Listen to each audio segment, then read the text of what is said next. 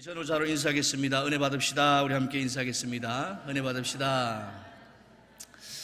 그리고 자신에게 은혜 받아야 삽니다. 그렇게 축복합니다. 은혜 받아야 삽니다. 제가 2015년도에 그 즈음에 참 어려운 일들이 많았었습니다. 뭐 경제적으로도 그렇고, 그리고 자녀들도 그렇고, 또 하는 일도 그렇고 여러 가지 어려운 일들이 있었습니다. 얼마만큼의 어려움인가 하면 내일이 오면 내일이 오는 것이 두려워서 잠을 자지 않는, 그래서 잠을 자지 않다가 어쩔 수 없이 나도 모르게 잠이 들어서 그렇게 하룻밤을 새워야 하는 그런 어려움이 있었습니다. 어떨 때는 저 하늘나라에 먼저 간 성도님도 있을 텐데 그런 가운데 있었던 적이 있었습니다.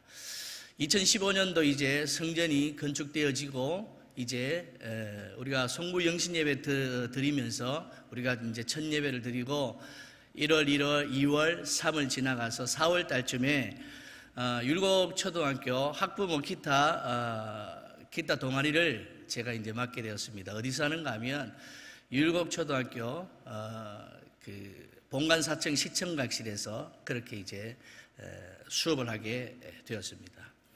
수업을 한참 하다가 먹먹한 마음에 이렇게 연습하세요, 이렇게 수업을 이렇게 진행시켜 놓고 너무 먹먹한 마음에 창문을 열고 창문을 보고 있었습니다. 그러니까 양쪽으로 부영 아파트가 보이고 엠코 아파트가 보입니다. 그 아파트를 보면서 이 아파트에 사는 사람은 별 어려움 없이 살겠지, 이 아파트는 참 잠잠하게 그렇게 아무 어려움 없이 살고 있겠지, 어떤 사람이 살고 있을까, 그렇게 궁금해하기도 하고 이런저런 혼자 넋두리를 하고 있었습니다. 그렇게 넋두리를 하면서 창밖을 보고 있는데 갑자기 하면서 제 마음을 두드리는 그 장면이 있습니다. 우리 사진 한번 보여드릴게요.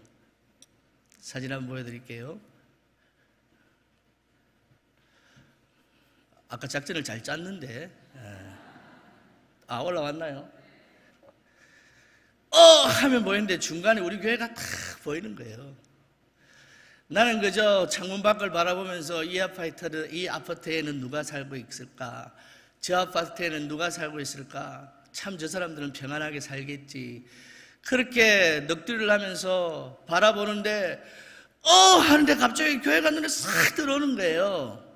그러면서 얼마나 마음에 위로가 되었는지 모릅니다. 하나님께서 나를 사랑하시는구나, 하나님께서 나를 보고 계시는구나. 그러면서요 뒤에서 자꾸 불러요. 또 눈치도 없이 지금 막 눈물이 자꾸 날라 그러는데, 그래서 연습해요 이래놓고 그렇게 하고 눈물을 닦고 그 다음 이제 용기 있게 이제 살아가기 위해서 노래를 불렀어요. 사랑은 창밖의 빗물 같아요. 우리 하나님은 우리에게 용기를 주시고 위로를 주시고 힘을 주실 때에는 어떠한 방법으로도 어떠한 모습으로도 용기 주시는 분이고 힘 주시는 분인 줄 믿는 저와 여러분 되시길 바랍니다. 우리가 간절히 하나님의 도움을 구하면 우리가 알지 못하는 것으로, 도저히 생각지도 못하는 것으로 위로하시고 용기 주시는데, 그거는 아무도 흉내낼 수가 없고 아무도 해줄 수 없는 하나님만이 주시는 위로요 용기인 줄 믿으시기 바랍니다. 그래서요 저는 이 찬양이 참 좋아요. 옛날부터 이 찬양을 참 좋아하는데 이 찬양이 어떤 찬양인지 여러분들 알고 한번 같이 부르고 말씀을 들었으면 좋겠어요. 가사가 이래요.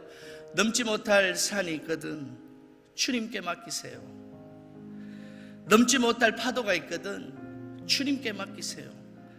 우리 가야 할 길은 아직도 멀고 험한데, 그래서 허덕이며 가야 하는 우리 인생인데 이럴 땐 우리가 누구를 지혜요? 하나님밖에 없잖아요. 나는 그 길 갈 수 없지만 주님이 대신 가잖아요. 그런 찬양이에요. 우리 한번 다 같이 한번 불러보고 그렇게 말씀 듣겠습니다. 넘지 못할 산이 있거든, 넘지 못할 산이 있거든 주님께 맡기세요. 주님께 맡기세요. 넘지 못할 파도 있거든 주님께 맡기세요. 주님께 맡기세요. 우리 가야 할 길은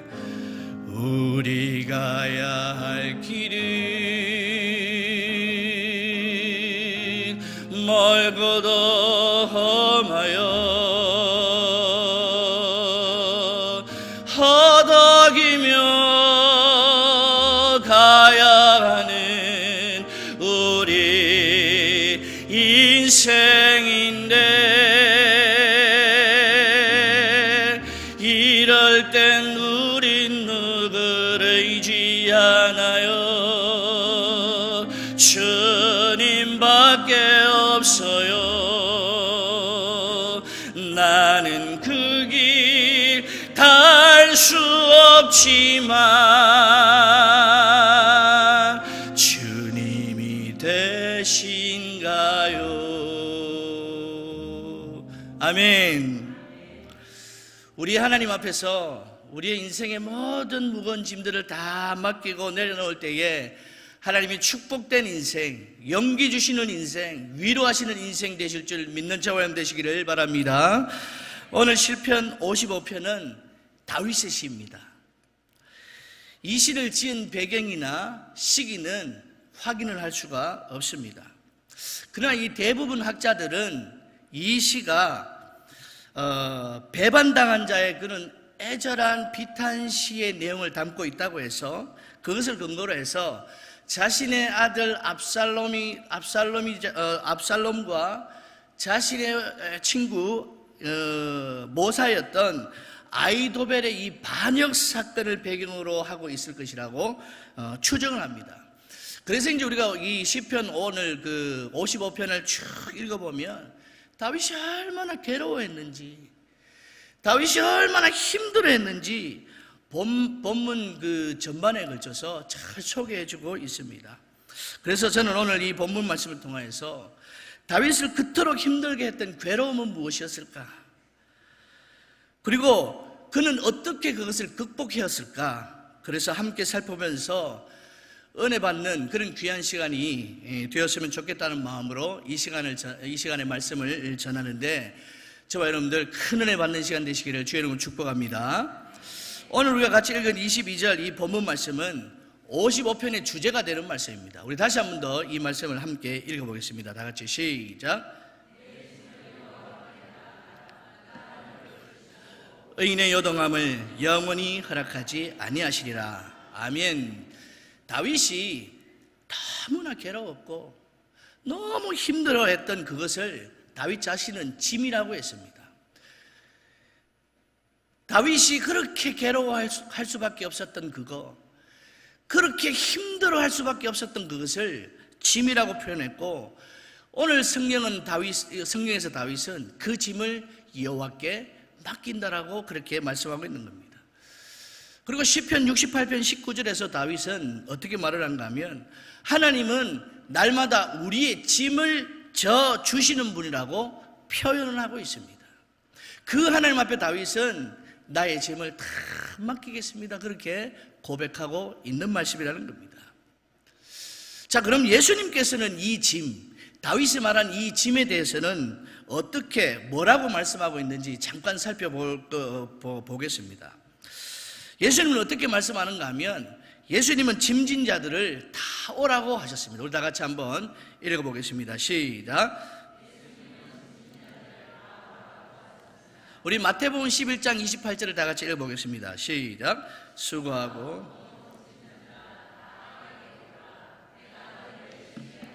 아멘. 이 말씀 보면 예수님 당시에도 무거운 짐을 진 사람들이 많이 있었다는 것을 우리가 알 수가 있습니다. 그러면 예수님이 말씀하신 이 짐은 무슨 짐인가 한번 우리가 생각해 볼 필요가 있습니다. 수고하고 무거운 짐진 자들아라고 할 때 이 수고하고라는 원어의 뜻은 육체적으로 고나고 그리고 지친 사람, 육체적으로 고나고 지친 사람, 그리고 감정적으로 용기를 잃고 낙담한 사람, 그런 뜻을 가진 원어입니다. 육체적으로 지치고 그래서 쇠잔해 있고 감정적으로는 용기를 잃어서 낙담해 있는 사람, 낙심해 있는 사람, 이런 사람들을 가리켜 예수님께서는 수고하고 이렇게 말하고 있다는 겁니다. 그런데 이 수고하고라는 이 단어가 현재 분사로 쓰여져 있어서 예전부터 육체적인 어려움과 그리고 심적인 괴로움에 있던 사람들이 지금까지도 그렇게 되어 있다는 뜻을 가진 단어입니다. 그래서 과거에서부터 지금까지 계속 낙심하고 지쳐있는 상태, 그런 사람들을 이야기한다는 겁니다. 그리고 짐진자라는 것이 중요하다는 거죠. 짐진자들이라는 것은 누군가에 의해서 무거운 짐이 지워진 자들을 가리키고 있다는 겁니다.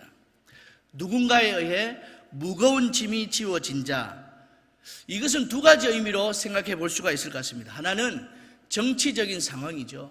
정치적인 상황. 당시에 이스라엘은 로마의 식민지였지 않습니까? 로마의 식민지이다 보니까 이스라엘 백성들이 육체적으로, 정신적으로 그들을 통해서 받는 압박이 얼마나 힘들었겠습니까? 그래서 정치적 상황 때문에 너무 살기 힘들어서 이스라엘 백성들은 이미 지치고 쇠잔해 있는 상태였다는 겁니다. 또 하나는 종교적인 상황이라는 거죠. 바리새인과 서기관들이 당시 이스라엘 사람들에게 요구하는 그 무거운 율법적 관행들 때문에 이 이스라엘 백성들이 어디 가서도 쉴 수 없는 그런 상황에 빠져 있었다는 겁니다. 율법학자들이야 그렇잖아요. 그들은 부자였고 재물도 많았을 것이고 시간도 많아서 율법도 공부할 수 있고 율법도 잘 지킬 수 있는 상황이 그들에게는 있었습니다. 그런데 이스라엘 백성들은 어떻습니까? 하루 벌어서 먹기 바쁘고 또 없으면 빌어 먹어야 되고 하루 종일 일을 해야 되고 그래야 먹고 사니까 얼마나 고단했겠어요. 그런 상태에서 무슨 율법을 공부하고 그런 상황에서 어떻게 율법을 지키고 그런 상황에서 뭘 한다는 겁니까? 그러니까 이 서민들, 가난하고 어려운 사람들은 매일매일 허덕이면서 그렇게 살아갈 수밖에 없는 그런 구조를 가지고 있었다는 거죠. 그런데 더 문제는 이들이 안식일에 이제 예배하러 올라오고 기도하러 올라와서 정말 하나님 앞에 말씀을 듣고 안식을 얻고 그래서 하나님께 주시는 위로와 용기를 받고 세상에 나간다면 그래도 살만한데 올라올 때마다 이 서기관과 바리새인들이 너 율법대로 못 살았지, 너 율법대로 못 살은 놈이 그렇게 할 수 있어? 맨날 책망하고 지적하고 그렇게 하니까 이 이스라엘 백성들이 어디 가서 쉴 만한 곳이 없다는 거죠. 하나님 앞에 올라왔을 때에 말씀으로 은혜 받고 기도를 통하여서 응답받고 그래서 하나님께 주시는 참 안식을 얻고 살아가면 그래도 용기 있게 이 땅을 어렵더라도 살아갈 수 있을 텐데 용기를 얻기 위하여서 올라오면 너 율법대로 못 살았잖아, 너 그거 못 지켰잖아, 너 그것도 못 했잖아, 너 구제도 안 했잖아, 금식도 안 했잖아, 기도도 안 했잖아, 어쩌려고 그래? 책망하고 지적하니까 그것도 그들에게는 짐인데다가 스스로가 그래 나는 율법도 못 지킨 사람이야, 그렇게 하면서 죄짐을 지고 가는, 죄짐 때문에 도저히 어디 가도 안식과 평안을 누릴 수 없는 그런 구조를 가진 사람들이 이스라엘 백성들이었다는 겁니다. 그런 백성들이 올라오는 모습을 보면서 예수님께서 그랬다는 거죠. 수고하고 무거운 짐진 자들아, 아프지 무겁지 다 내게로 와, 내게로 와서 쉬어. 그렇게 하시는 말씀이 수고하고 무거운 짐진 자라 다 내게로 오라, 그렇게 말씀하시는 예수님의 말씀이라는 겁니다. 무거운 짐을 주님 앞에 가지고 오면 참 안식과 참 평안을 주시겠다라고 예수님께서 약속하셨고 말씀하셨다는 겁니다. 오늘 저와 여러분들 우리 모두가 짊어지고 있는 이 우리가 짊어지고 있기에 너무 버거운 짐들이 있지 않습니까? 주님 앞에 다 내려놓기를 주님의 이름으로 부탁드리겠습니다. 죄의 짐의 고통이 있을 수 있습니다. 경제적인 문제 때문에, 직장 때문에, 자녀 문제 때문에, 학업 문제 때문에 그것이 무거운 짐이 되어서 날마다 마음이 답답해하고 날마다 죽기처럼 고통스럽고 그렇게 살아가는 우리의 짐들 있지 않습니까? 그 짐 오늘 이 저녁에 다 주님 앞에 내려놓는 저와 여러분 되시길 바랍니다. 내려놓기만 하면 참 평안과 참 안식을 주신다는 것입니다. 자, 그러면 다윗을 괴롭혔던 짐, 그 짐이 무엇일까? 다윗의 짐은 무엇이었는가? 이것을 우리가 한번 살펴보려고 합니다. 본문으로 돌아와서 시편 55편 12절을 보면 다윗이 왜 그렇게 힘들었는지 알 수가 있습니다. 12절에서 다윗이 뭐라고 했는가 하면 자신을 배신한 자가 원수였다면, 자신을 배신한 자가 원수였다면 내가 참았을 것이라는 거예요. 나를 배신한 자가 내가 미워한 사람이었다면 차라리 내가 피했을 거라는 겁니다. 내 원수가 진짜 나를 배신한 자가 진짜 나의 원수였다면 내가 참았을 것입니다. 나를 배신한 자가 내가 미워한 자였다면 차라리 내가 피했을 것입니다. 그런데 그 원수가 누구냐? 그것을 13절과 14절에서 밝히고 있습니다. 우리 다 같이 13절, 14절 다 같이 읽어보겠습니다. 시작.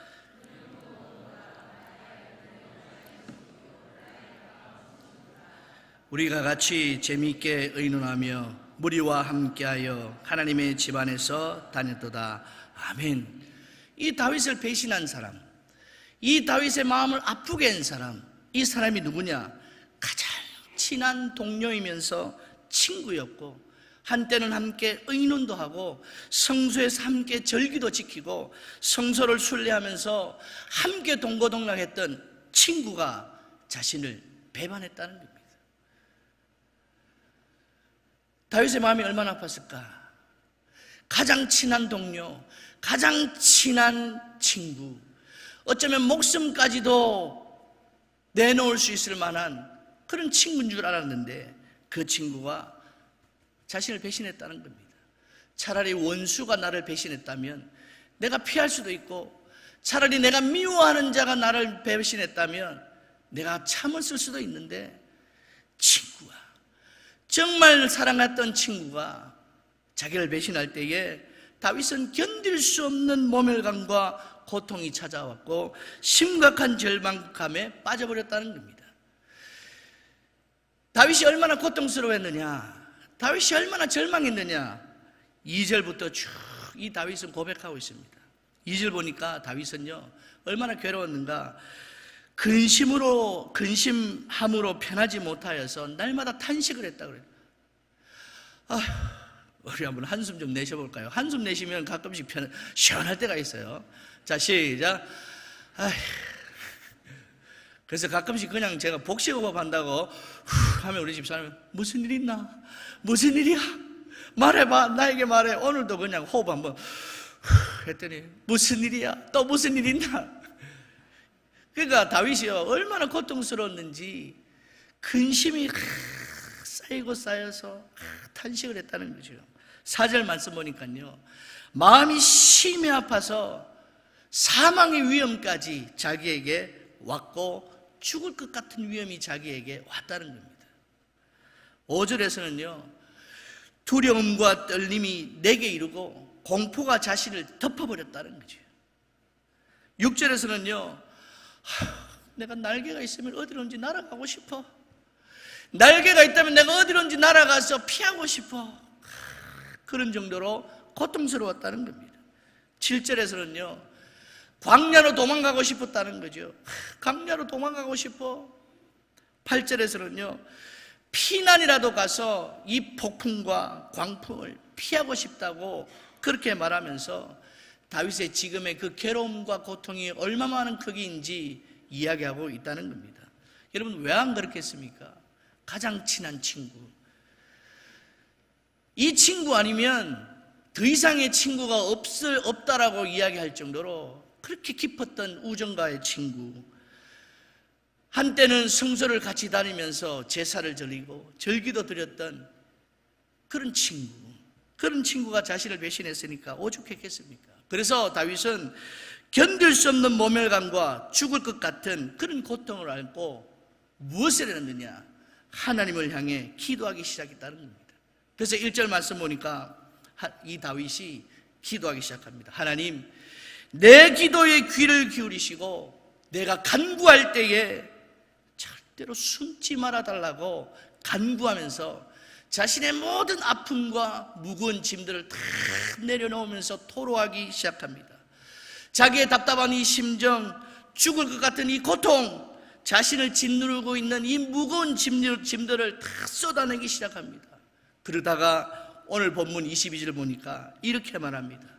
내 짐을 여호와께 맡기라. 그가 너를 붙드시고 의인의 요동함을 허락지 아니하시리로다. 그런데요, 이 구절은 아까도 말씀드렸지만 주제의 구절인데요, 내 짐을 여호와께 맡기라, 이 말은 어떤 대상을 이야기하는 게 아니고 자기를 이야기하는 겁니다. 이렇게 얘기하는 거죠. 다윗아, 여호와께 맡겨.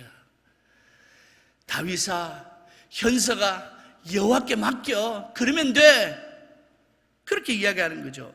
기도하고 간구하고 하나님 앞에 토로하면서 얻은 결론이, 그래, 하나님 앞에 맡기자. 처음 기도할 때는 악인들의 고통 때문에 못 살겠어요. 처음엔 기도할 때는 죽고 싶었고 광야로 도망가고 싶었고 기도하고 간구하면서 자신의 억울함과 답답함을 토로하다가 결국 어디까지 왔느냐? 그래, 하나님 앞에 맡기자. 그래, 하나님 앞에 맡기자. 우리 다 같이 해봅시다. 시작. 좀 이렇게 간절하게. 시작. 자, 자기의 가슴을 치면서 시작. 그래, 하나님 앞에 맡기자. 이렇게 다윗이 결론을 내렸다는 겁니다. 하나님이 하나님께 맡기면 하나님이 붙들어 주시잖아. 하나님이 붙들어 주시면 흔들리지 않잖아. 그렇게 기도의 결론을 맺고 있다는 겁니다. 그래서 다윗은 자신을 향하여서 하나님 앞에 맡기자. 하나님 앞에 맡기면 흔들리지 않는 그 요동함을 하나님께서 주실 거야. 그렇게 결론을 맺고 있다는 겁니다. 사랑하는 성도 여러분, 오늘 여러분에게 있는 짐, 아무에게도 말할 수 없는 억울한 일, 나를 짓누르고 있는 죄의 짐, 질병의 짐 등 나를 짓누르고 있는 모든 짐들을 하나님 앞에 쏟아내기를 주님의 이름으로 축원합니다. 하나님 앞에 쏟아내면 하나님께서 확신 주시고 힘 주시고 용기 주시고 위로 주실 줄 믿는 저와 여러분 되시기를 주님의 이름으로 축복합니다. 제가 고등학교 2학년 때요, 이런 일이 있었습니다. 고등학교 3학년인가 졸업하고 잘 기억이 안 나는데요, 경선호의 학생 면례회 회장을 맡았습니다. 교회가 어느 정도인가 하면 120교회가 되거든요. 좀 놀라주실래요? 120교회가 되는데 거기에서 회장을 했습니다.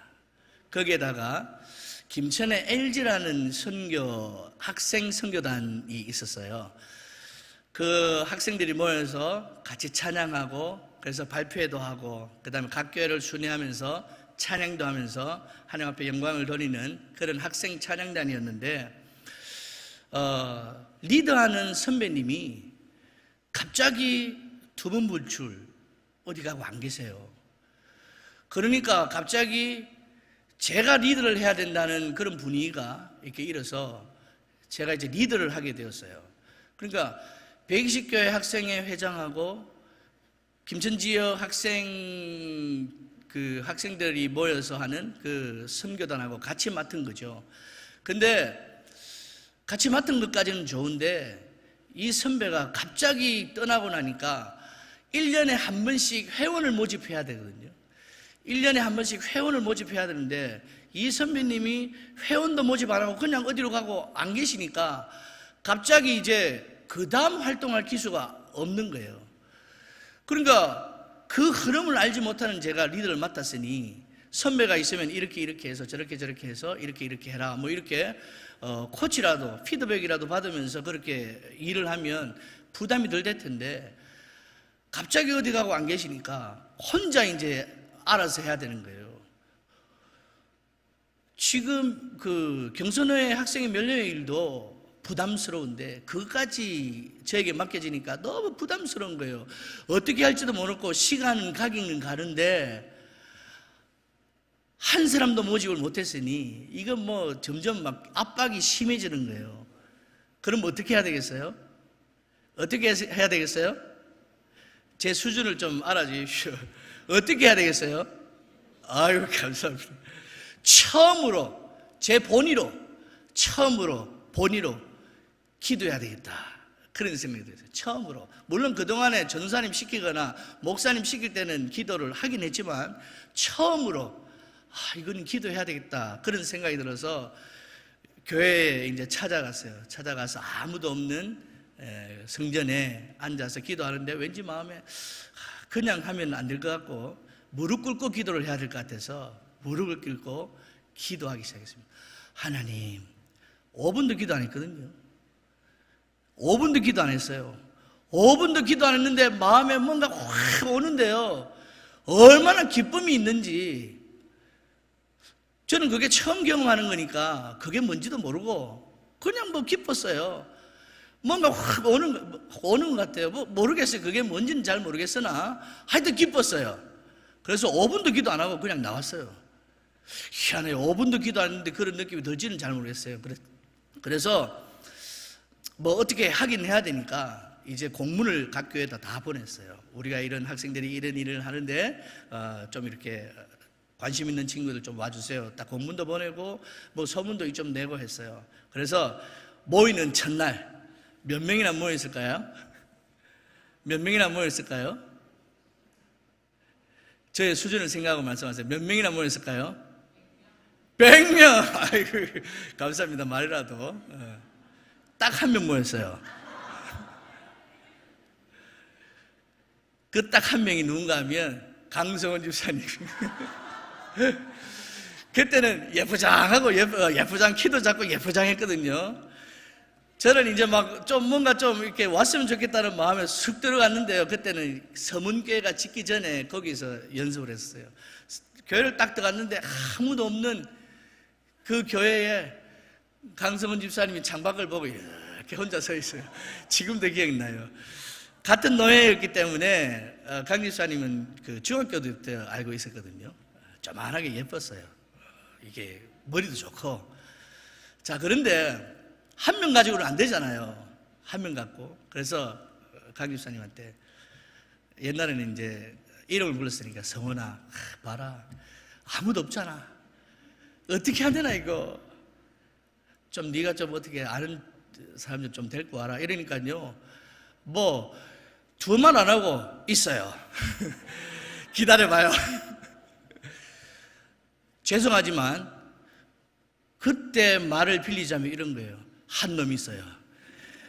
그래서 나중에 물어보니까 막 학교 마치고도 가가지고 막 기다리고 있다가 막 너 가야 된다고 막 그렇게 이야기하고 그랬대요. 그래서 그래, 언제 데리고 오나 기다려봐요. 있어요. 이러고 이렇게 하는 거예요. 그래서 뭐 기다렸죠. 데리고 왔는데 우리 담임 목사님 우리 담임 목사님을 딱 픽업을 딱 해오는 거예요. 지금 생각하면 그때 그 만남이 아무 만남도 아닌 것 같았는데 지금 생각해보면 역사적인 만남 아닌가요? 5분도 기도 안 했는데 5분도 기도 안 했는데 하나님은 역사적인 만남을 이루게 하시고 지금까지 하나님의 교회를 섬기면서 그렇게 오게 된 것이 얼마나 감사한지 몰라요. 여러분들 답답한 거 있지 않나요? 없을 수는 없을걸요. 하나님 앞에 답답한 것들 다 내려놓으시고 짐으로 여겨지는 것 모든 것 내려놓으면 하나님은 위로도 하시고 용기도 주시고 길 열어줄 줄 믿습니다. 그 하나님 믿고 가야죠. 그 하나님 믿고 살면 하나님은 반드시 길 열어주신단 말이죠. 내가 생각하지 못한 그 길, 내가 생각하지 못한 그 길을 하나님은 열어주신다는 겁니다. 이야기 안 하고 마치겠습니다. 1820년경에 호레시오 스페포드라는 분이 있었습니다. 이분은 의과대학의 법의학 교수이시면서 당시 노스웨스트 장로교 신학교의 이사 겸 운영위원이었습니다. 하나님을 잘 섬기는 분이었습니다. 이분에게는 아름다운 아내와 1명의 아들과 4명의 딸이 있었습니다. 아주 행복한 삶이었죠. 근데 갑자기 이 아들이 병이 나서 하늘나라로 먼저 가게 되었습니다. 그리고 얼마 후에 이들이 살던 시카고에 대화재가 일어나서 집과 전 재산을 다 잃어버리게 돼요. 너무 시리에 빠질 수 있죠. 감당할 수 없는 어려움과 고통이 찾아온 거예요. 그래서 점점 더 건강을 잃어가는 이 아내를 바라보면서 안 되겠다, 우리가 일어나야 되겠다, 그렇게 생각한 이 스페포드는 좀 뭔가 여행을 좀 하고 그리고 분위기 전환을 하면 좀 더 건강에 도움이 될까 해서 유럽 여행을 가려고 마음을 먹었습니다. 그래서 가족과 함께 유럽 여행을 가기 시작했습니다.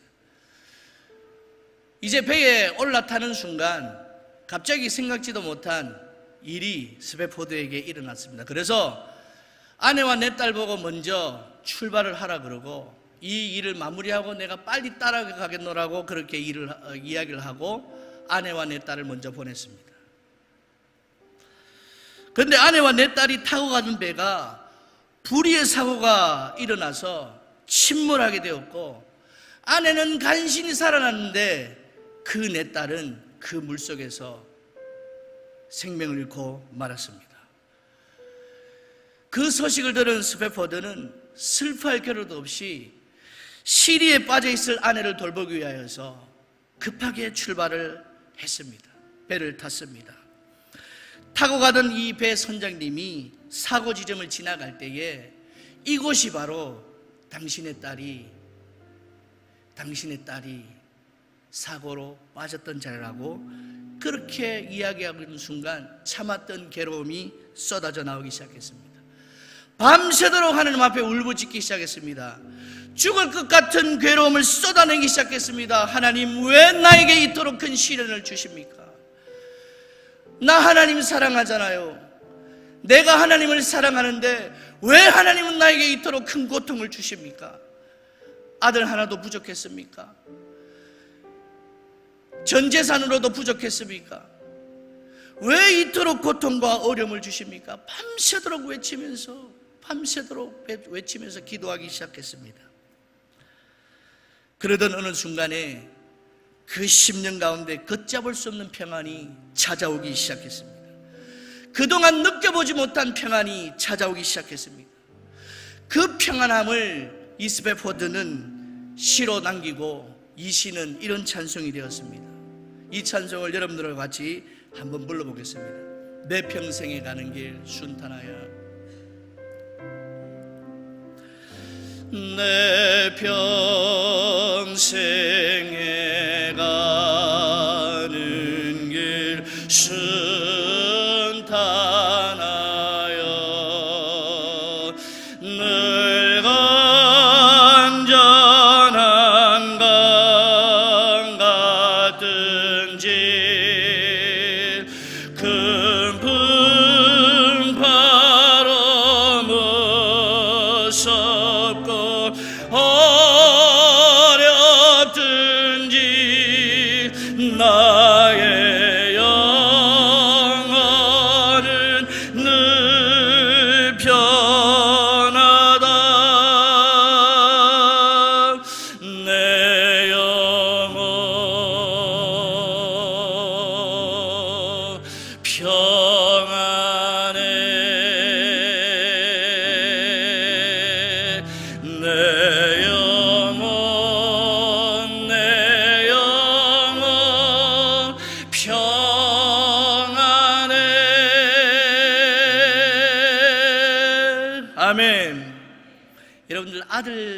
아들과 내 딸을 잃고 전 재산을 다 잃은 사람이 뭐가 평안하겠습니까? 그래서 기도하기 전에는 고통스럽고 괴로웠고 죽을 것 같았습니다. 그런데 기도하고 하나님 앞에 토로하며 나아갈 때에 세상이 줄 수 없는 평안이 그에게 임한 줄 믿으시길 바랍니다. 여러분, 오늘 저와 여러분들에게 있는 죽을 것 같은 그런 고통이 있다면 오늘 이 밤에 저와 다 내어놓기를 부탁드리겠습니다. 참된 평안과 안식을 주시는 하나님 앞에 다 내으시면 하나님께서 평안과 안식을 줄 믿습니다. 여러분, 솔직히 말해서 어렵고 힘든 문제가 있기 때문에 문제가 아니라 평안이 없는 것이 문제가 아니겠습니까? 지치고 병든 몸이 문제가 아니라 평안이 없는 것이 문제가 아니겠습니까? 하나님께서 주시는 평안함이 있다면 어떤 문제도 문제가 안 될 줄 믿습니다. 하나님께서 위로부터 주시는 평안은 세상의 그 어떤 문제, 그 문제도 뛰어넘을 수 있게 하신다는 것을 우리 모두가 믿지 않습니까? 그러므로 오늘 여러분을 고통스럽게 하고 아프게 하는 무거운 짐 다 하나님께 내려놓고 하나님께 주시는 평안과 위로와 용기와 확신이 임하는 놀라운 이 저녁 되시기를 주의 이름으로 축원합니다. 우리 찬양하고 기도하겠습니다. 나의 한숨을 바꾸신 주님, 날마다 나의 한숨을 바꾸신 그 주님을 우리 함께 찬양하겠습니다.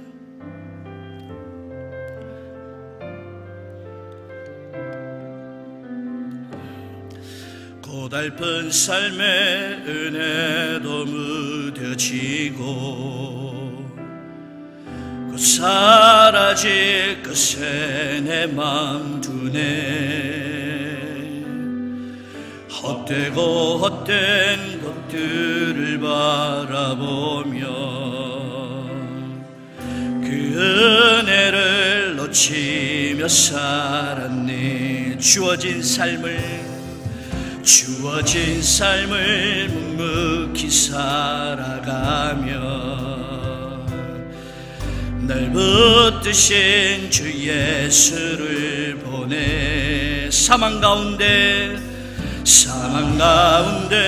놓여진 나의 삶을 날 건지신 그 이름 예수.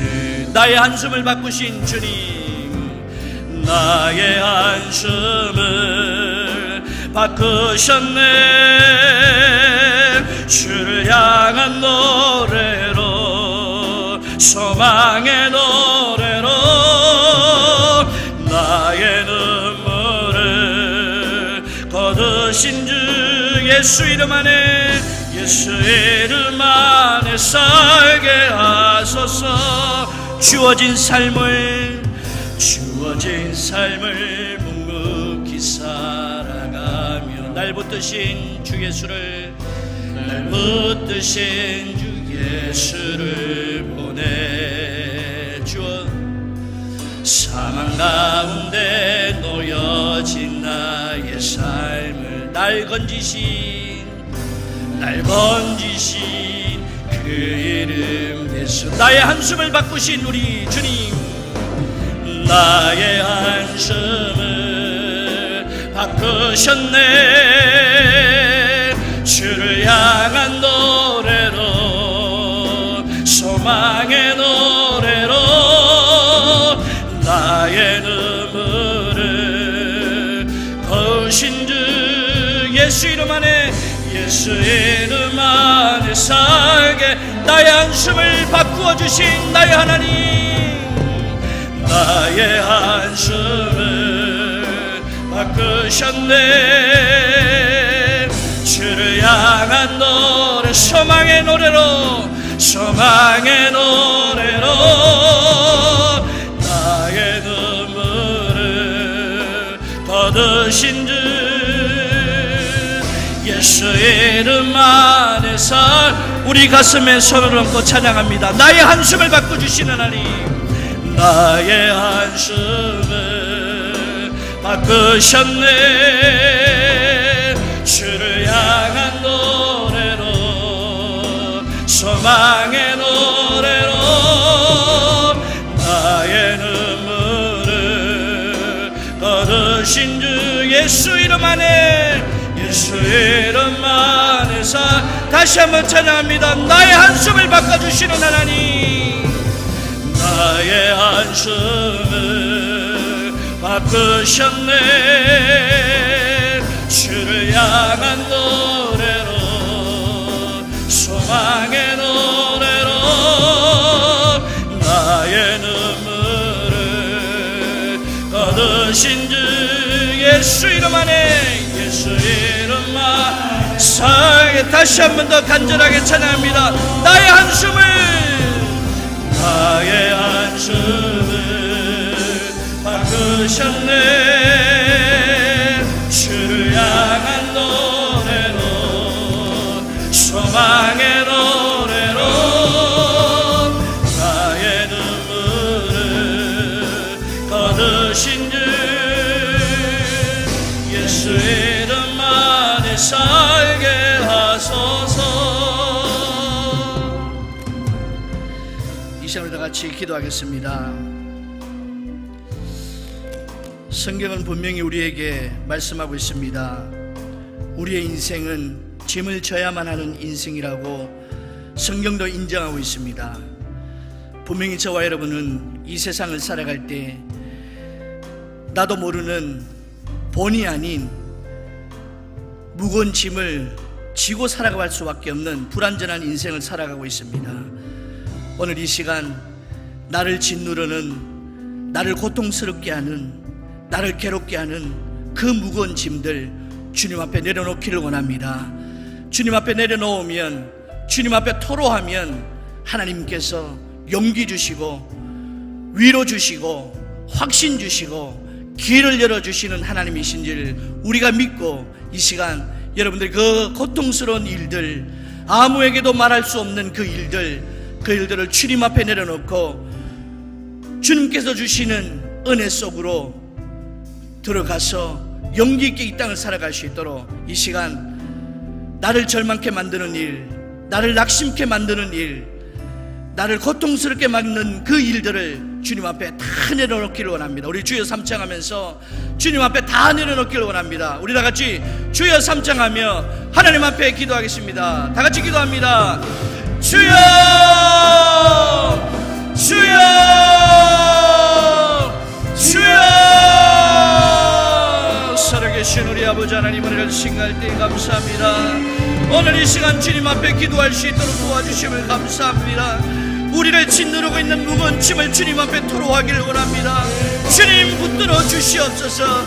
용기 주시고 위로하여 주시옵소서. 우리를 짓누르고 우리를 고통스럽게 하고 우리를 넘어지게 하는 모든 우리의 무거운 짐진들을 주님 앞에 내려놓기를 원합니다. 하나님 아버지, 이 시간 찾아와 주셔서 우리의 마음을 붙들어 주시고 주님 앞에 다 내려놓음으로 하나님의 그 용기와 하나님께서 주시는 그 위로가 넘쳐나는 시간 되어줄 수 있도록 하나님 역사하여 주시옵소서. 살아계신 우리 아버지 하나님, 더욱더 하나님을 의지하기를 원합니다. 더욱더 하나님을 바라보기를 원합니다. 우리 주의 성도들 이 시간 다 주님 앞에 내려놓고 주님께서 주시는 평안과 주님께서 주시는 위로와 주님께서 주시는 쉼을 얻을 수 있도록 하나님이여 역사하여 주시옵소서. 이 시간 아무도 알아줄 수 없는 문제, 아무도 알아줄 수 없는 무거운 고통과 아무도 아버지를 위로할 수 없는 무거운 짐들을 주님 앞에 내려놓기를 원하오니 하나님이여 역사하여 주시고 하나님이여 붙들어 주시고 하나님이여 찾아와 주시고 하나님이여 만나 주시길 원합니다. 하나님 아버지, 이 시간 주님이여 축복하여 주시옵소서. 하나님 이 시간 함께하여 주시옵소서. 하나님 이 시간 찾아와 주시옵소서. 하나님 아버지 도와주시옵소서. 하나님이여 성령의 충만함을 더해 주셔서 하나님 함께 모든 것을 내려놓음으로 주님께 영광 돌리며 주님께서 주시는 위로 속에 들어갈 수 있도록 하나님의 역사하여 주시옵소서. 살아계신 하나님 아버지, 은혜를 더하여 주시옵소서. 하나님 아버지 함께하여 주시옵소서. 하나님 아버지 은혜를 더하여 주시옵소서. 성령의 충만함을 더하여 주시옵소서. 하나님이여 도와주시옵소서. 하나님 축복하시고 하나님 역사하여 주시고 하나님 찾아와 주시고 우리를 만들어 주시고 우리를 만져주시고 새롭게 하여 주시옵소서. 하나님이여 도와주시옵소서. 하나님이여 도와주시옵소서. 하나님 아버지 도와주시옵소서. 아버지 그 모든 때와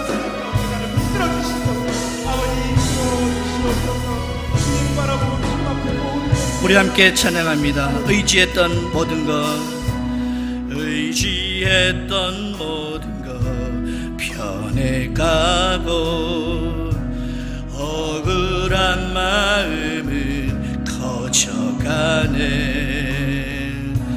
부끄럼 없이 살고 싶은 마음 주님 아시네.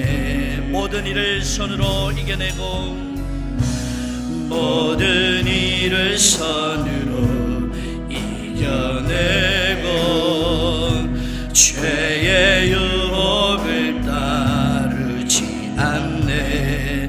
나를 구원하신 영원한 그 사랑 크신 그네 날 붙드시네. 주어진 내 삶이 작게만 보여도 선하신 주 나를 이끄심 보내. 중심을 보시는 주님만 따르네. 날 택하실 주만 의지해. 보이는 상황에 무너질지라도 예수 능력이 나를 붙드네. 보이지 않아도 주님만 따르네. 내 평생 주님을 노래하리. 주어진 내 삶이 작게만 보여도 선하신 주 나를 이끄심 보내. 중심을 보시는 주님만 따르네. 날 택하신 주만 의지해. 보이는 상황에 무너질지라도 예수 능력이 나를 붙드네. 보이지 않아도 주님만 따르네. 내 평생 주님을 노래하리라.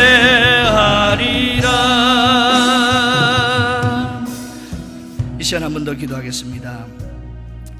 이 시간은 우리 교회에 몸이 아픈 분들, 몸이 불편한 분들을 위하여서 함께 도구하며 기도하길 원합니다. 어떤 지인이 병상에 있을 때에 하나님 앞에 기도를 했답니다. 병상에 있을 때 기도를 했는데 꿈속에서 주님이 찾아오셔서 아픈 부위를 손가락으로 탁 칠 때에 하나님이 낫게 해주셨구나, 그렇게 확신이 들었답니다. 오늘 이 시간 기도할 때에 하나님 꿈속에라도 찾아와 주셔서 아픈 부위에 손대어 주시고 낫게 하여 주시옵소서.